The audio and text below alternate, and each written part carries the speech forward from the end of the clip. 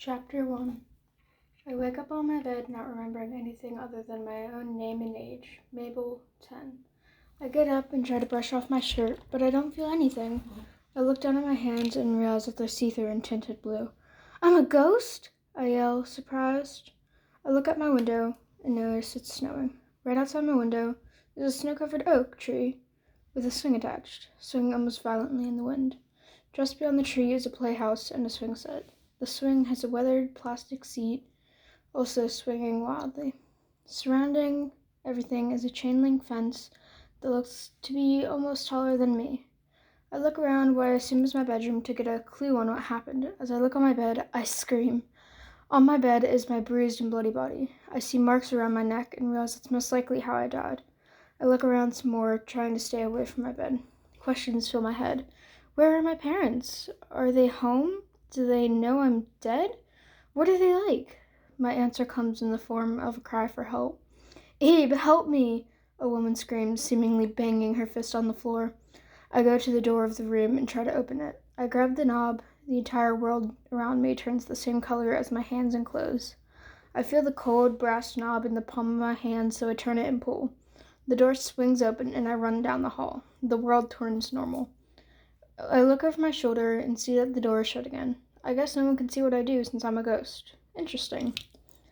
I run through the halls, trying to find where the scream came from. I look in open rooms and through empty doorways. I keep running until I find a staircase. The dark, almost orange wood makes it look beautiful and majestic, like something that would be in a castle. I stumble down the stairs, but stop halfway. A young woman lay crumpled on the floor in what looks to be a front room, her dress hem torn slightly. A breeze from the front door makes the woman's dress and hair flutter. Snow sprinkles the ground, soaking into the carpet and floors. I look around the rooms that make up the first floor, and see signs of struggle everywhere. Carpets are pulled up and crumpled. Books and papers lay scattered on the scratched floors. Holes and dents in the wall by the woman shows she fought tooth and nail to stay alive. I clamber down the stairs and run over to the lady. I kneel beside her, letting the wind catch my own dress and hair. The coldness of the breeze is like a slap to the face, and I shiver slightly. With my hair whipping around my face wildly, I brush my hand over the lady's skin, and it turns the same bluish color the door did.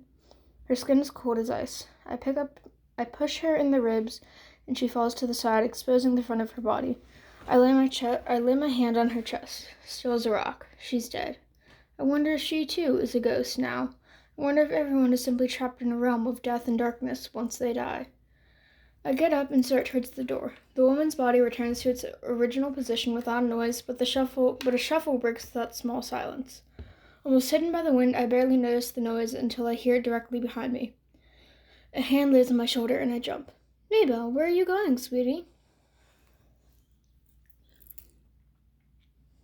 Chapter 2. A hand lays on my shoulder and I jump. Maybel, where are you going, sweetie?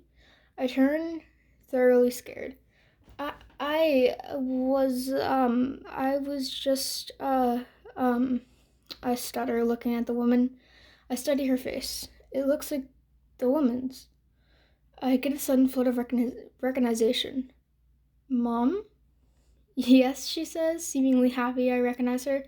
I hug her tightly, and she holds me. I look up at her face. Tears stream down her face, her smiling face conveying just how happy she is to see me. I thought we'd be separated for eternity. I'm so happy we aren't. I nod, allowing tears to well up in my eyes. Why don't we go and check out the town? No one will know we're there. I nod, and we skip happily out the door. My mother waves her hand at the door, and it shuts quietly. I grab her hand, and my bluish color fades into an orange. Instead of freezing, biting cold, I'm surrounded by warmth. I learned from research how to do that. Remember when I'd sit on the couch until early in the morning reading? I nod. Well, I was studying ghosts. I learned how to restore memories, affect the world around me, and quite a few other things. Speaking of which, would you want your memories? As she speaks, a soft look fills her eyes. I nod, biting my lip. Was it really this easy? She leads me to the oak with the swing and sits down. She motions for me to do the same. When I sit, she moves a little closer to me and touches my forehead. She mutters something in a foreign language. Si pao nam sada sa pere songe sot pasio. My guess would be French. She lets her hand drop slightly, creating a line from my forehead to the tip of my nose. Memories rush into my head like a river that broke through its dam. I see my father pushing me on a swing, my mother and me walking along a stream, and best of all, a little boy that I immediately recognize as my best friend, Michael. "Mom, where's Michael?" I ask. Sadness flashes across her face. "I'm afraid he's in a different ghost realm. We'd have to try and bring him into our realm," she says with a sad sigh. Tears start to fill my eyes. "So I'll never see him?" "I'll do everything in my power to help you find him, even if it means switching to the realm he's in. We'll find him, baby girl." She pats my shoulder. I nod. "Why don't we find his house? That'll give you a better chance at seeing him." I nod and get up, wiping the tears from my eyes. My mother gets up, and I start to walk, and she follows a few steps behind me. I walk out the tall, rusty fence that surrounds my house onto the dirt road that leads to a few other houses. As we walk, the dreary morning slowly gets brighter. We keep walking until we reach a split in the road, both ways leading into a dense forest. I take the second path without hesitation. "You know where we're going, right?" my mother questions. "Of course," I respond, letting my tones stay flat and dead. I keep walking, following the sinking path. We start to pass houses, but I don't slow down. I look for a small footpath that cuts deep into the forest. I see it and start towards it with a sense of confidence.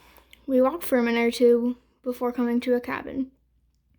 It's not big nor small, just an average-sized home. The logs are stacked on top of each other. The logs